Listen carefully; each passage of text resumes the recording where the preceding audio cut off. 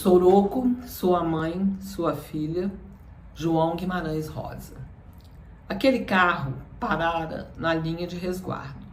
Desde a véspera tinha vindo com o expresso do Rio e estava lá, no desvio de dentro, na esplanada da estação. Não era um vagão comum de passageiros, de primeira, só que mais vistoso, tudo novo. A gente reparando notava as diferenças.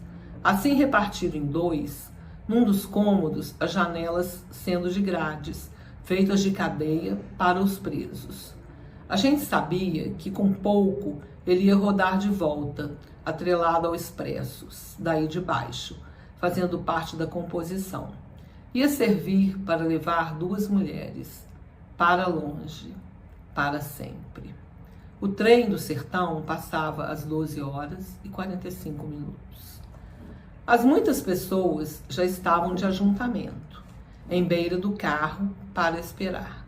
As pessoas não queriam poder ficar se entristecendo. Conversavam, cada um porfiando no falar com sensatez, como sabendo mais do que os outros a prática do acontecer das coisas. Sempre chegava mais povo, o movimento. Aquilo quase no fim da esplanada, do lado do curral de embarque de bois, antes da guarda, do guarda-chaves, perto dos empilhados de lenha. Soroco ia trazer as duas conforme. A mãe de Soroco era de idade, com para mais de uns 70. A filha, ele só tinha aquela. Soroco era viúvo. Afora essas, não se conhecia dele o parente nenhum. A hora era de muito sol. O povo caçava jeito de ficarem debaixo da sombra das árvores do cedro. O carro lembrava um canoão no seco, navio. A gente olhava nas reluzências do ar. Parecia que ele estava torto, que nas pontas se empinava. O borco bojudo do telhadilho dele alumiava em preto. Parecia coisa de invento de muita distância, sem piedade nenhuma, e que a gente não pudesse imaginar direito, nem se acostumar de ver, e não sendo de ninguém. Para onde ia, no levar as mulheres, era para um lugar chamado Barbacena, longe. Para os pobres, os lugares são mais longe. O agente da estação apareceu, fardado de amarelo, com um livro de capa preta e as bandeirinhas verde e vermelha debaixo do braço. Vai ver se botaram água fresca no carro, ele mandou. Depois, o guarda-freios andou mexendo nas mangueiras de engate. Alguém deu aviso. Eles vêm, apontando na rua de baixo, onde morava Soroco. Ele era um homenzarrão, brutalhudo de corpo, com a cara grande, uma barba fiosa, encardida em amarelo, e uns pés com alpercatas, e as crianças tornavam medo dele, mais da voz, que era quase pouca, grossa, que em seguida se afinava. Vinham vindo com o trazer da comitiva. Aí paravam. A filha, a moça, tinha se pegado a cantar. Levantando os braços, a cantiga não vigorava certa, nem no tom, nem no se dizer das palavras, o nenhum. A moça tinha punha nos olhos, no alto, que nem os santos e os espantados. Vinha enfeitada de disparates, num aspecto de admiração. Assim, com panos e papéis de diversas cores, uma carapuça em cima dos espalhados cabelos e enfunada em tantas roupas, ainda de mais misturas, tiras e faixas dependuradas, virundangas, matéria de maluco. A velha só estava de preto, com um fichu preto. Ela batia com a cabeça nos docimentes. Sem tanto que diferentes, elas se assemelhavam. Soroco estava dando o braço a elas, uma de cada lado. Em mentira, parecia entrada em igreja, num casório. Era uma tristeza, parecia enterro. Todos ficavam de parte, a chusma de gente, não querendo afirmar as vistas por causa daqueles trasmodos e despropósitos. De fazer risos e por conta de Soroco, para não parecer pouco caso. Ele hoje estava calçado de botinas e de paletó, com chapéu grande, botara sua roupa melhor, os maltrapos. E estava reportado e atalhado, humildoso. Todos diziam a ele seus respeitos de dó. Ele respondia: Deus vos pague essa despesa. O que os outros se diziam que Soroco tinha tido muita paciência, sendo que não ia sentir falta dessas transtornadas, pobrezinhas. Era até um alívio. Isso não tinha cura. Elas não iam voltar, nunca mais. De antes, Soroco aguentara de repassar tantas desgraças, de morar com as duas, pelejava. Daí, com os anos, elas pioraram.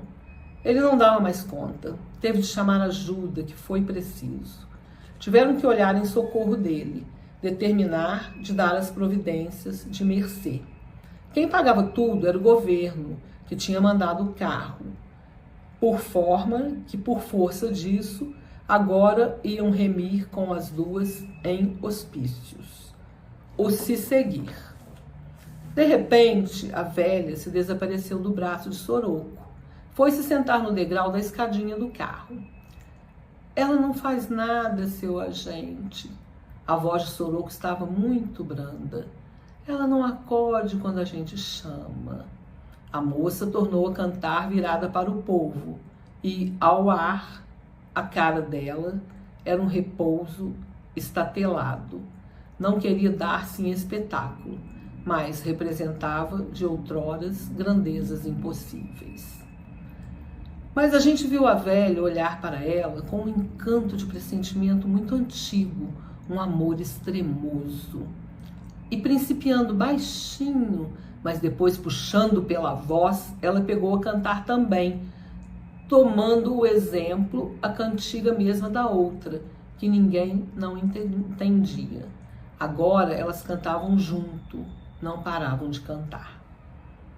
Aí que já estava chegando a horinha do trem, tinham de dar fim aos aprestes, fazer as duas entrar para o carro de janelas enxequetadas de grades.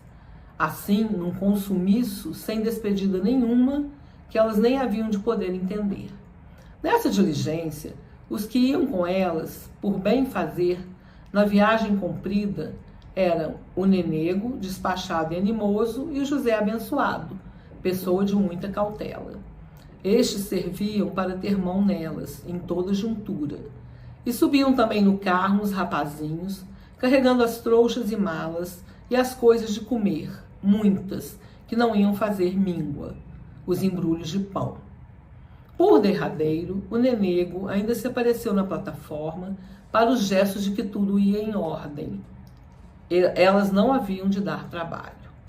Agora mesmo, a gente só escutava era o acorsoo do canto das duas, aquela xirimia que avocava, que era um constado de enormes diversidades dessa vida, que podiam doer na gente, sem jurisprudência de motivo nem lugar nenhum, mas pelo antes, pelo depois.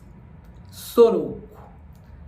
Tomara que o se acabasse, o trem chegando, a máquina manobrando sozinha para vir pegar o carro. O trem apitou e passou, se foi, o de sempre. Soroco não esperou tudo se sumir, nem olhou. Só ficou de chapéu na mão, mas de barba quadrada, surdo, o que nele mais espantava. O triste do homem, lá, decretado, embargando-se de poder falar algumas suas palavras. Ao sofrer o assim das coisas, ele no oco, sem beiras, debaixo do peso, sem queixa, exemploso. E lhe falaram: o mundo está dessa forma. Todos, no arregalado respeito, tinham as vistas neblinadas. De repente, todos gostavam demais do Soroco. Ele se sacudiu de um jeito arrebentado, desacontecido, e virou para ir-se embora. Estava voltando para casa como se estivesse indo para longe, fora da conta. Mas parou. Em tanto que se esquisitou, parecia que ia perder o de si, parar de ser. Assim, num excesso de espírito, fora de sentido. E foi o que não se podia prevenir. Quem ia fazer siso daquilo? Num rompido, ele começou a cantar, alteado, forte, mas sozinho para si. E era a cantiga mesma de desatino que as duas tanto tinham cantado. Cantava continuando. A gente se esfriou, se afundou, um instantâneo. E foi sem combinação, nem ninguém entendia o que se fizesse. Todos de uma vez, de dó do soroco, principiaram também a acompanhar aquele canto sem razão, e com as vozes tão altas, todos caminhando com ele. Soroco, e canta que cantando, atrás dele, os mais de trás quase que corriam, ninguém deixasse de cantar. Foi o de não sair mais da memória, foi um caso sem comparação.